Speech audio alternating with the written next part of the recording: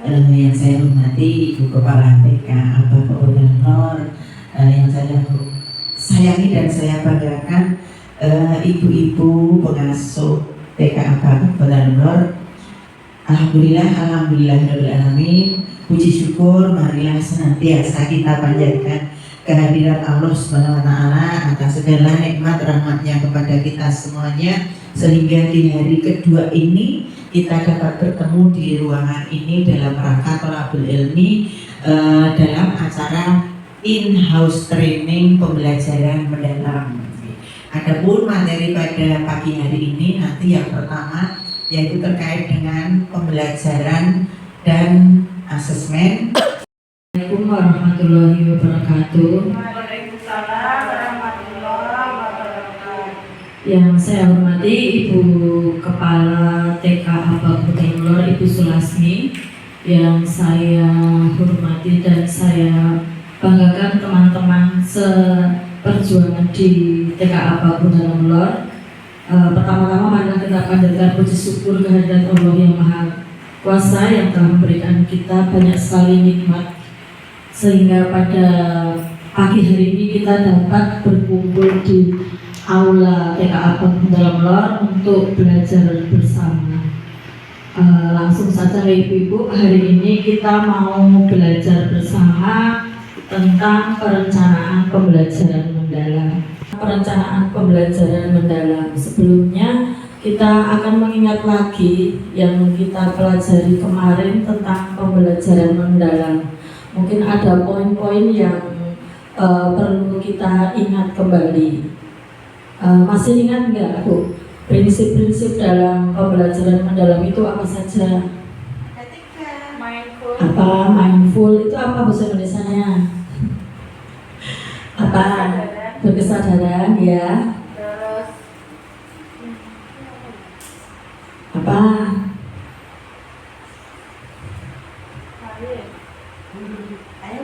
Yang lain? menyenangkan, Oh, bermakna dan menggembirakan.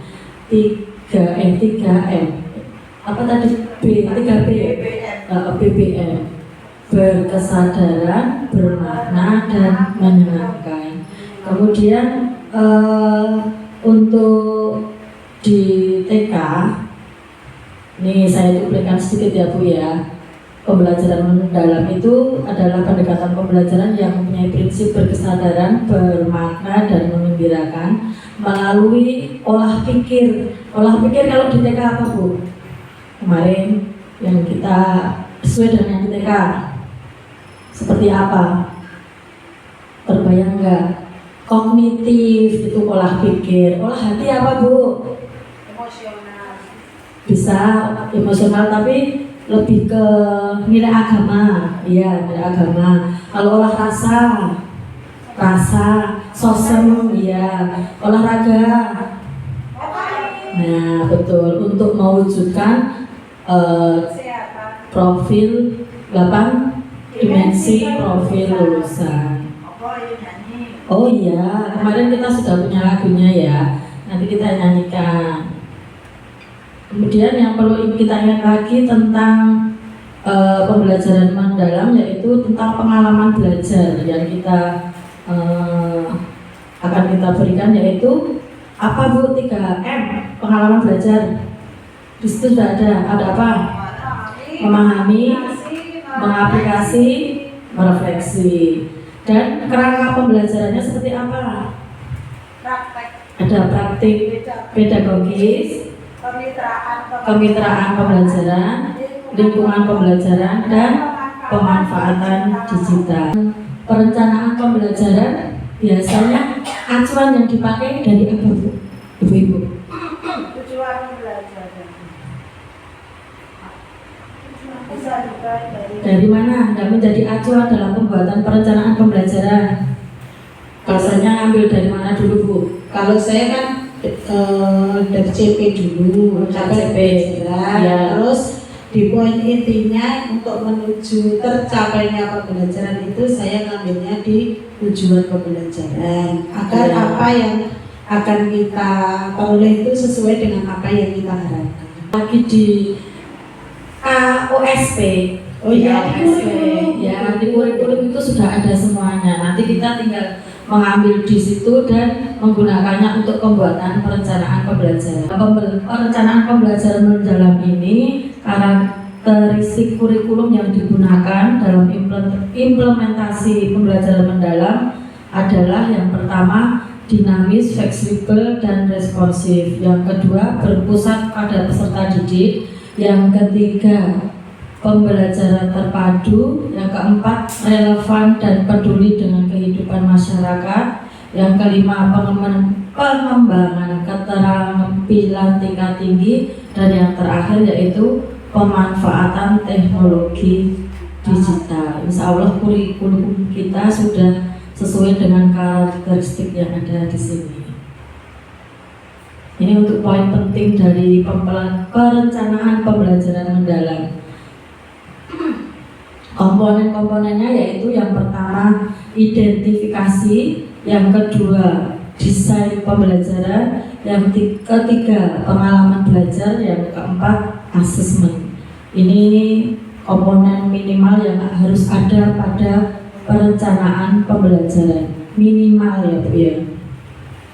Yang pertama yaitu identifikasi, itu paling atas nanti di kolom perencanaan pembelajaran, terdiri dari mengidentifikasi kesiapan murid, yang kedua memahami karakteristik materi pelajaran, dan yang ketiga menentukan dimensi profil lulusan. Di poin pertama mengidentifikasi kesiapan murid yang dapat kita lakukan yaitu yang pertama dengan analisis pengetahuan awal, dapat menggunakan pretest, diskusi awal, atau pertanyaan pemantik. Di sini gunanya untuk mengetahui pemahaman awal murid terhadap konsep yang akan dipelajari, lalu digunakan hasilnya untuk mengidentifikasi kesenjangan pemahaman yang mungkin muncul dan menjadi hambatan dalam pembelajaran. Yang kedua yaitu observasi dan refleksi, dengan mengamati bagaimana murid merespon pertanyaan terbuka, tantangan berpikir kritis, dan atau tugas eksploratif. Yang ketiga yaitu inventarisasi gaya belajar dan minat. Ini dengan menggunakan angket atau wawancara singkat. Kalau di TK angket belum bisa ya, mungkin kita bacakan dengan wawancara singkat untuk mengetahui gaya belajar dan minat murid. Kemudian yang keempat, analisis keterampilan berpikir tingkat tinggi atau HOTS, dengan memberikan tugas berbasis pemecahan masalah atau proyek-proyek kecil untuk melihat sejauh mana murid dapat mengambil keputusan untuk menemukan solusi dari permasalahan tersebut. Dan yang terakhir yaitu konteks sosial emosional. Ini yang konteks sosial emosional ini dengan memperhatikan faktor sosial dan emosional yang dapat mempengaruhi kesiapan belajar seperti rasa percaya diri, motivasi, atau hambatan psikologis dalam proses pembelajaran. Poin yang kedua dari komponen mengidentifikasi tadi yaitu mengidentifikasi karakteristik mata pelajaran. Kalau di TK tidak ada mata pelajaran ya Bu, mungkin ini bisa karakteristik bidang pengembangan atau topik yang kita ambil dalam pembuatan perencanaan pembelajaran, dengan mengenali sifat dasar topik yang akan kita ambil dan menekankan konsep keterampilan atau karakter. Yang kedua menganalisis kompetensi, yaitu pengetahuan esensial dan aplikatif. Yang ketiga memastikan bahwa tujuan pembelajaran mendorong eksplorasi konsep, bukan sekedar hafalan. Nah, ini ya kita tekankan ya, bukan sekedar hafalan. Kemudian yang keempat mengidentifikasi keterkaitan setiap mata pelajaran dengan kehidupan nyata agar peserta didik melihat relevansi pembelajaran.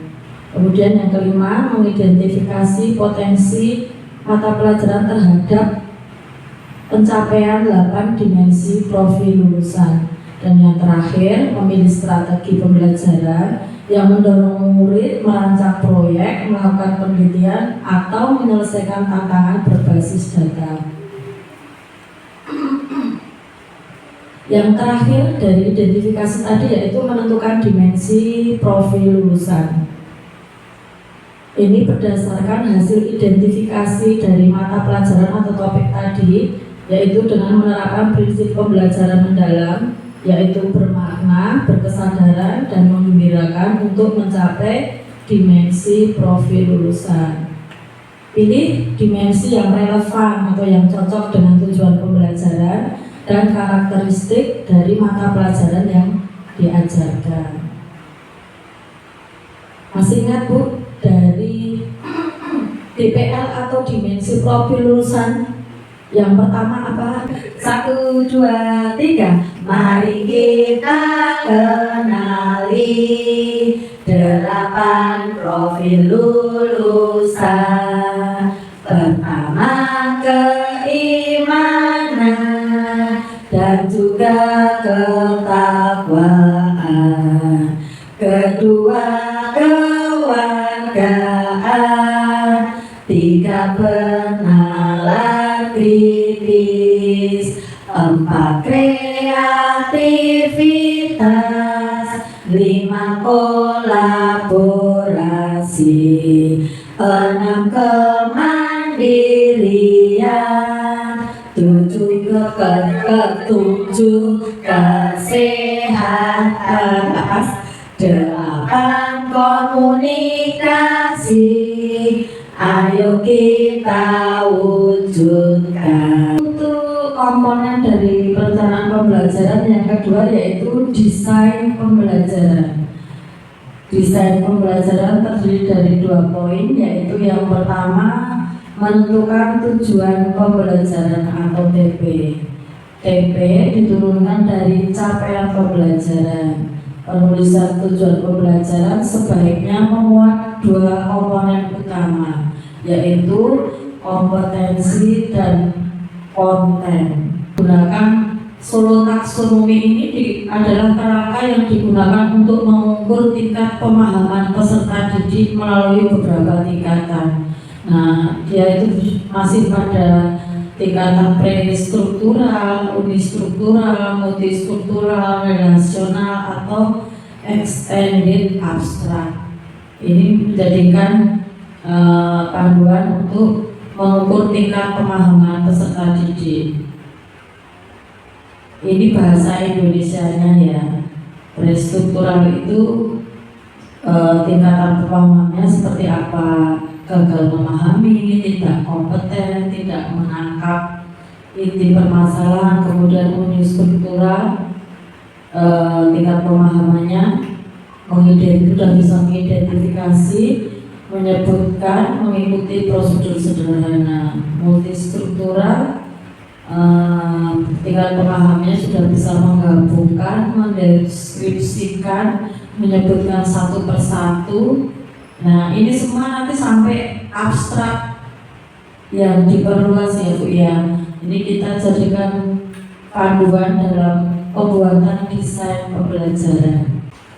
Masih dalam desain pembelajaran, poin yang kedua yaitu menentukan kerangka belajar, yaitu praktis pedagogis, kemitraan pembelajaran, lingkungan pembelajaran, dan pemanfaatan digital.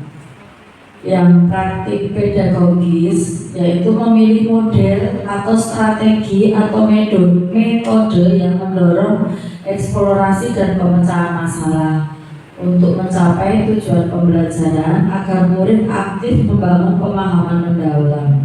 Misalnya pembelajaran berbasis inquiry, pembelajaran berbasis proyek, pembelajaran berbasis masalah, pembelajaran kolaboratif, pembelajaran STEAM. STEAM-nya beda ya Bu, ini STEM. Kalau yang dulu kan STAM, sekarang STM, STEM, STEM. Iya, A-nya hilang. A-nya dulu apa itu? Atau apa? Seni ya, seni yang hilang. Ini nggak ada seni. Pembelajaran berdiferensiasi dan sebagainya.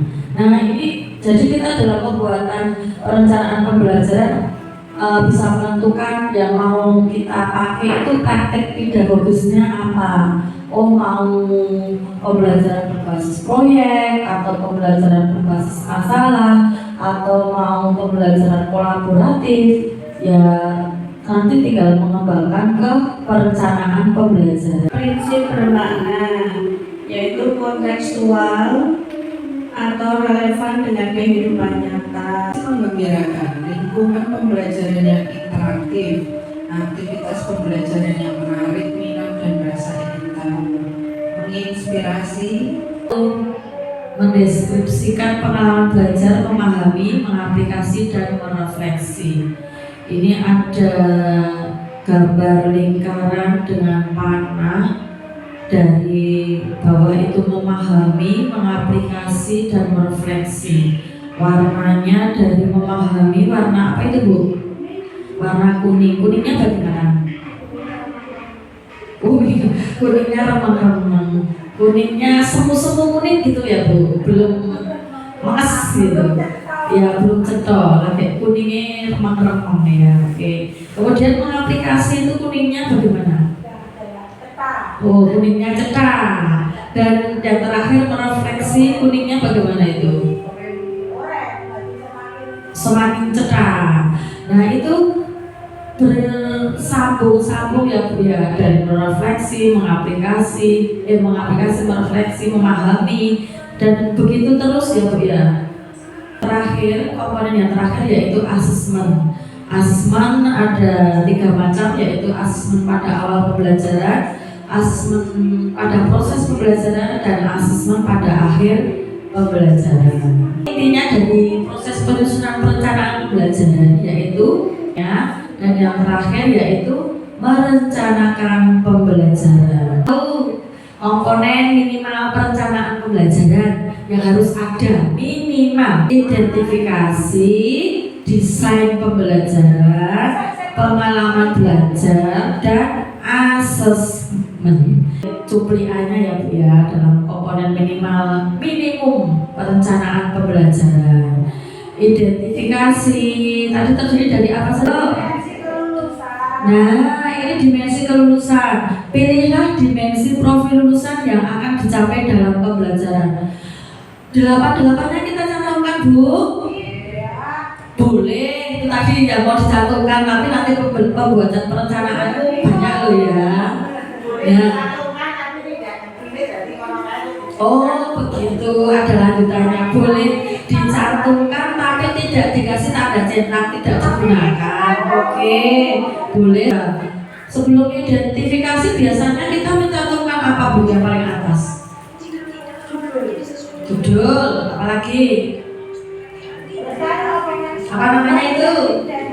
Nah, identitas itu juga lebih baik kalau dikasihkan seperti itu, kan lebih jelas, lebih cetok. Yang kedua yaitu desain pembelajaran. Di desain pembelajaran yang kita perlu cantumkan apa saja Bu? Tujuan pembelajaran. Tuliskan tujuan pembelajaran yang mencakup kompetensi dan konten pada ruang lingkup materi dengan menggunakan kata kerja operasional yang relevan.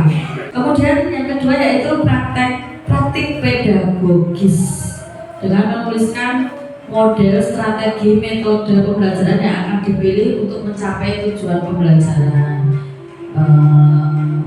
Contohnya tadi bisa memilih pembelajaran berbasis masalah atau pembelajaran berbasis proyek, pembelajaran inquiry, ya inquiry juga bisa, kontekstual juga bisa Bu. Mungkin inquiry biasanya merupakan model pembelajaran yang menawarkan pendekatan yang lebih holistik dan berpusat pada anak usia dini, di mana anak-anak didorong untuk mengeksplorasi dan menemukan jawaban atas pertanyaan mereka sendiri melalui pengalaman langsung dan eksperimen seperti itu. Nah, mungkin kemarin yang bertema minuman itu cara membuat teh, kemarin kan dengan eksperimen anak bisa menemukan sendiri kok maunya banyune putih, iso dadi berubah, terus kok bulone hilang seperti itu. Jadi buat referensi. Kemudian kemitraan pembelajaran, tuliskan kegiatan kemitraan atau kolaborasi dalam lintas mata pelajaran antar murid lintas kelas, antar guru lintas sekolah, orang tua, komunitas, tokoh masyarakat, institusi dan mitra profesional. Kemudian lingkungan pembelajaran, tuliskan lingkungan pembelajaran. Ini sudah tahu ya Bu ya, yang tadi yang di kelas, di lapangan seperti itu. Kemudian pemanfaatan digital, mungkin nanti bisa digunakan laptop, kemudian video pembelajaran dan mencantumkan linknya. Selanjutnya yang ketiga yaitu pengalaman belajar. Di sini ada 3 pengalaman belajar yang kita cantumkan dalam perencanaan pembelajaran, yaitu memahami, mengaplikasi, merefleksi. Poin yang terakhir yaitu asesmen pembelajaran dengan menuliskan teknik dan instrumen pembelajaran. Instrumen asesmennya apa saja Bu? Anekdot, berseri, hasil karya, checklist. Ini Bu, perencanaan pembelajaran seperti ini. Kemudian untuk selanjutnya modulasi tugas apa enggak? Buat RPP Bu silakan, yang sudah ada saja nggak apa-apa, kan sudah mencantumkan itu toh. Nanti mungkin di RPP itu kan mungkin bisa dijelaskan yang termasuk berkesadaran mana sudah masuk belum, prinsipnya itu berkesadaran, bermakna dan menggembirakan itu sudah masuk belum di perencanaan pembelajaran. Nanti kita analisis bersama tadi. Kemudian untuk pengalaman belajarnya, memahami, mengaplikasi, merefleksi itu sudah sesuai apa belum? Yang dimahami itu sudah sesuai apa belum, kegiatannya seperti itu. Kemudian di mengaplikasi sudah sesuai apa belum, dan merefleksi sudah sesuai apa belum.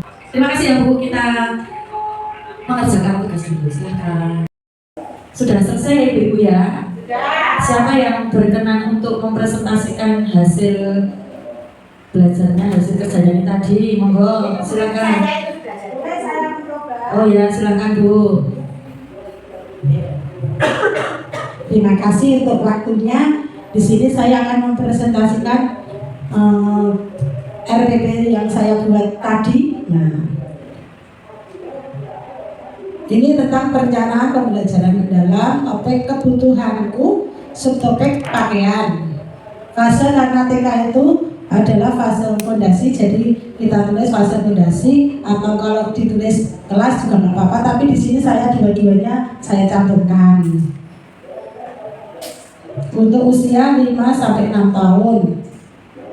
Hari tanggalnya Senin sampai Jumat, tanggal 29 sampai 3 Oktober 2025. Yang pertama ada identifikasi, yaitu ada dimensi profil kelulusan. Di situ saya menggunakan 5 DPL. Tidak saya tulis semuanya, nanti kalau saya biasanya nulis itu nanti terus saya bingung. Jadi saya apa yang saya tunjukkan saja yang saya tulis di situ. Yang pertama yaitu keimanan dan ketakwaan kepada Tuhan Yang Maha Esa. Yang kedua penalaran kritis, kolaborasi, kemandirian, dan komunikasi. Untuk desain pembelajaran ada yang pertama tujuan pembelajaran, anak mengenal Tuhan sebagai pencipta alam semesta. Itu yang pertama. Yang kedua, anak memahami dan mempraktikkan perilaku baik di lingkungan. Yang ketiga, anak mampu memilih hal yang ia suka, menunjukkan rasa bangga atas karya atau usahanya, dan memiliki keinginan untuk mencoba hal yang baru. Selanjutnya, anak mau mengenal dan mengekspresikan ekspresi dengan baik. Anak berpartisipasi aktif dalam kegiatan yang melibatkan motorik halus. Anak dapat mengkomunikasikan pikiran dan perasaannya kepada orang lain dengan secara verbal maupun non-verbal melalui berbagai media, karena saat menggunakan DPL komunikasi. Selanjutnya, praktek pedagogisnya saya menggunakan project basis learning atau pemecahan masalah. kemitraan dengan orang tua. Ini karena pembelajarannya tadi tentang pakaian yang diajarkan di sekolah diantaranya adalah memakai baju sendiri. Jadi kemitraannya nanti kerjasama dengan orang tua agar di rumah itu anak suruh memakai baju sendiri. Nah kalau belum betul nanti kan dibetulkan orang tua dan diulang-ulang akhirnya anak dapat memakai baju sendiri. Terus untuk lingkungan belajar kita menciptakan ruangan yang aman dan nyaman, area bermain untuk berkreasi, lingkaran diskusi untuk kelompok. Jadi kita menyiapkan beberapa tempat. Terus langkah-langkah pembelajaran yaitu memahami, terdiri dari keberkesadaran, bermakna dan menggembirakan. Jadi kita menggunakan 3 prinsip dalam pembuatan rencana pembelajaran dalam. Ini yang pertama, alokasi waktu 2 hari. Itu 2 hari itu kita gunakan untuk bercakap-cakap tentang pakaian dan memberikan pertanyaan pemantik.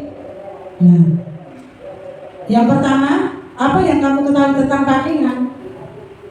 Apa guna pakaian? Apa jenis pakaian? Bagaimana cara merawat pakaian? Selanjutnya, untuk kalau sudah ada diskusi dengan anak atau percakapan dengan anak, kita tayangkan video tentang apa yang kita jadikan pertanyaan pemantik tadi. Merefleksi, berkesadaran, menggembirakan. Ini kok sama nih? Saya salah nulis mungkin ya. Antara mengaplikasi dan tadi bermakna menggembirakan, sekarang berkesadaran dan menggembirakan. Alokasinya cuma 1 hari, yaitu anak mempresentasikan hasil karya buku jenis pakaian bersama di kelompok. Jadi dibawa maju terus disampaikan kepada teman-teman yang lain. Di IKTP ini anak dapat mengenal jenis-jenis pakaian, guna dan cara merawatnya. Dalam pembelajaran itu kita sudah berhasil apa belum? Nah, kita juga mengajarkan berdoa sebelum memakai pakaian. Asesmen atau penilaiannya, untuk asesmen kan tadi ada asesmen yang tidak asesmen awal, asesmen saat pembelajaran, dan ada refleksi. Untuk asesmen awal itu membuat pertanyaan pemantik terkait apa yang akan diketahui tentang kebutuhanku, atau tadi temanya pakaian ya tentang pakaian. Sudah seperti di atas tadi ya teman-teman ya. Terus membuat observasi terkait seberapa pengetahuan anak terkait dengan pakaian. Demikian ibu yang bisa saya sampaikan. Ada kurang lebihnya mohon dimaafkan. Assalamualaikum warahmatullahi wabarakatuh. Beri aplaus untuk Bu Siti. Terima kasih Bu Siti. Demikian ibu-ibu belajar bersama kita hari ini. Mohon maaf jika dalam saya menyampaikan di sini banyak kekeliruan dan kesalahan. Terima kasih juga sudah berbagi ilmu dengan saya. Semoga yang kita pelajari hari ini bermanfaat dan dapat kita aplikasikan di dalam pembuatan perencanaan pembelajaran. Sekali lagi mohon maaf, terima kasih atas perhatian Bapak Ibu semuanya. Assalamualaikum warahmatullahi wabarakatuh.